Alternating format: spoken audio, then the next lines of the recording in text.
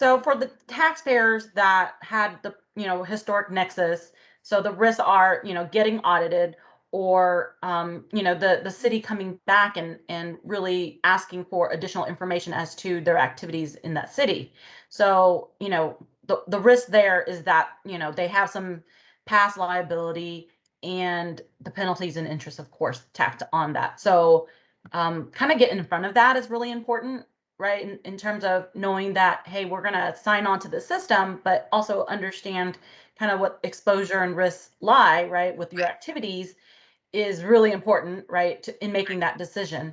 So I think for taxpayers who, they do have that historic nexus, but the risk is very low, you may advise to say, hey, this is coming. This, you might have this on the table, so you may just go ahead and come forth, right, with that city and say, hey, look, we've had nexus. Here's, the tax, and please forgive us, for the late registration. And I think generally our experience with working with these cities are they're very happy, right, with taxpayers who come Yep. forth and, involuntarily, disclose their liability. So I feel like that is like probably the best way to approach, some of these historic nexus issues. And Connie, don't you think? I mean, we've got some really good success working with the cities individually on behalf of our taxpayers, where, with compelling facts and issues, I think we've been able to get really great results and a little bit of leniency because I think our cities know that it's hard to comply in our state and they can't really always take a shame on you. We were here. Why didn't you know? Position because it's just so universal that people don't know we have home rule cities. So don't you think when we've talked to some of these administrators, we've actually had some pretty good success in working out some kind of an accommodation for most of our clients if there were good facts in place to support that? What do you think about that? Absolutely. It's a win-win for both the taxpayer and the jurisdiction.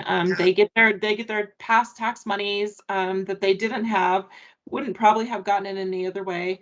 And the taxpayer was able, in most situations, were able to, I think, I don't even know if we've not been able to eliminate penalties, but we Yeah. eliminate penalties. Sometimes we get a break on the interest that might be due on past Yep. liabilities.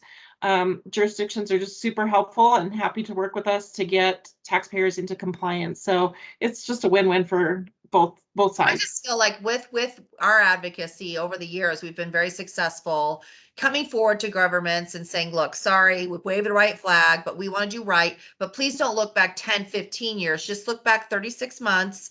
We'll get it right and eliminate our risk going forward and also get a legal agreement in place to preserve our statute because we didn't have one because we never filed. So there is a VDA process at the city level and there is a way to remediate risk. And so that's something to consider before you go into SUTS. If you owed a substantial amount of money and had prior nexus in a city of Colorado and didn't register historically, and you go through the SUTS system, you will trigger a nexus, you will trigger a filing date, and the state knows if you're late because you have to put a date you started registering and you sign that under penalty of perjury by virtue of the fact that you registered through SUTS. So very important to manage that risk and that compliance duty, in my opinion, and not take that on as a business unknowingly if there's an arrearage issue. I would add on audit. If you run the risk, you don't go through an agreement, you don't settle with the city, and there is that past liability on audit. Just remember that while SUTS is the new system, most of these cities have had auditors in place for many, many years, and they have a robust audit system, and so they can assess penalties and interest, and they can go back as far back, 10 years. I've seen 10 plus years of information being audited. I So agree. I feel like something the that minimum has been an 8 to 10 year look back. On average, we have seen everybody going back 8 to 10 years, or in some instances, I remember us what was City of Centennial going back to when the state became a home rule, and I believe that was 2009. nine. So we're more than 10 years with 2009 for that city. So they certainly have a right to enforce as far back as they want. So that is always a concern that taxpayers have. I think the other thing we want to bring up is the licenses. So all the cities have, not all the cities, I shouldn't say that, but many of the cities have a license fee, $10, $15, $20, $250, varies on the city. It's kind of a lot, actually. I think I added it up. And if every statutory and home rule city, we could have like $18,000 of license fees every year, just for the privilege of collecting the states and the city's taxes. So we are fighting that on the Simplify Sales Tax Coalition. The Colorado Municipal League, which represents all the cities, is well aware of it. The cities have been discussed that. There is maybe going to be some recommendation that if you use the SUTS system, which is a $58 or something fee to register in Colorado, it could vary, to get your license in the state every year, that would be your fee. And the only way they could get a business license fee is if they have a situs in the city, meaning you have a location in the city.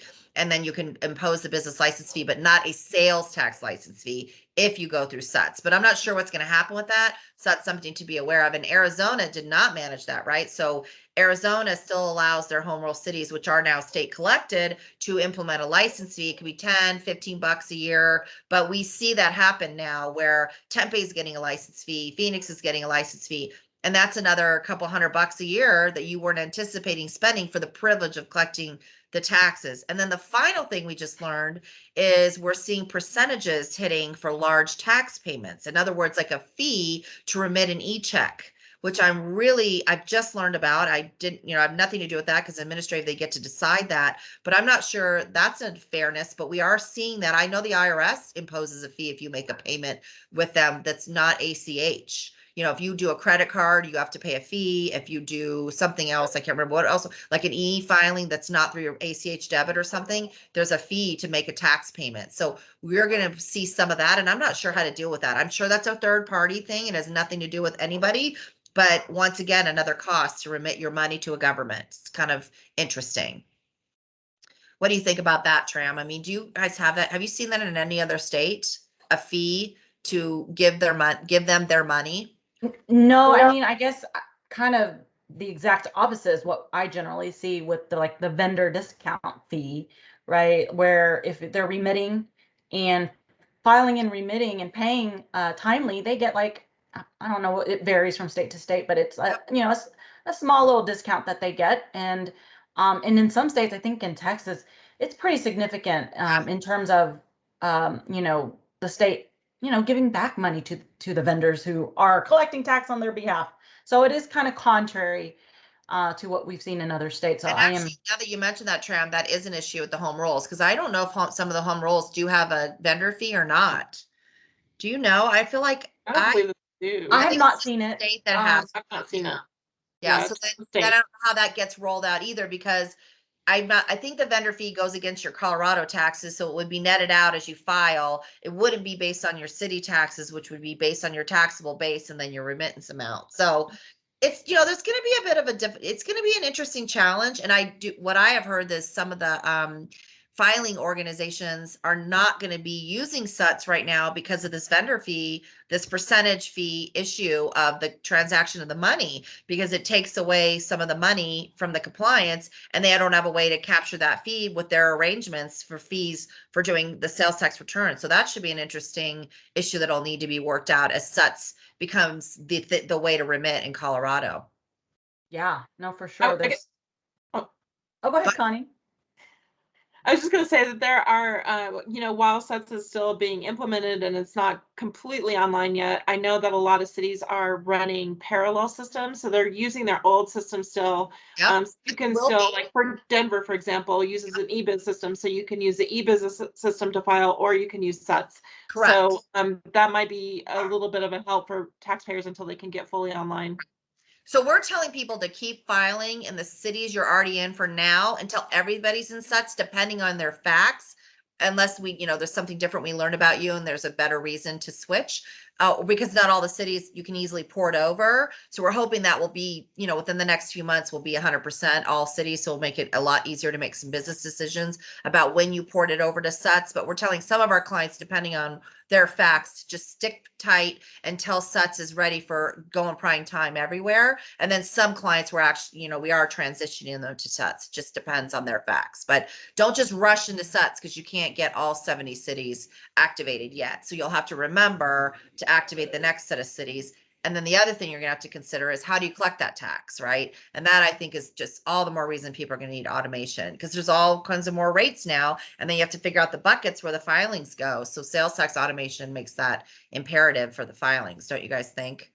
Well, absolutely, especially with the kind of destination sourcing rules and getting the correct jurisdiction and having that specific address information to ensure you're collecting all the special and NTA and RTD and all those special district taxes. Yep. And so, you don't want to get caught not collecting the right rate.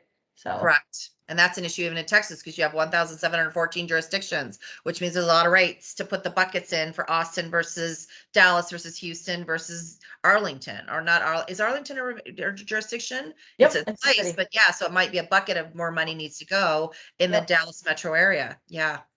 All right. Well, I think that's it, unless you guys have anything further. I think we've talked a lot about the impact and the different considerations that a taxpayer has to think about. I mean, there are plenty other things that we didn't touch upon, but I think, as we learn more, definitely, follow us on our website, saltovations.com. And Check look for out more. TaxOps.com LLC too. Yep. Another two resources where we put or sign up to be on our newsletter, because we push out a newsletter every so often. We don't have a rigid schedule for that, to keep people apprised of recent changes that we're observing in the States. So that's it, right? For a Friday. That's a wrap. That's a wrap. That was pretty hilarious.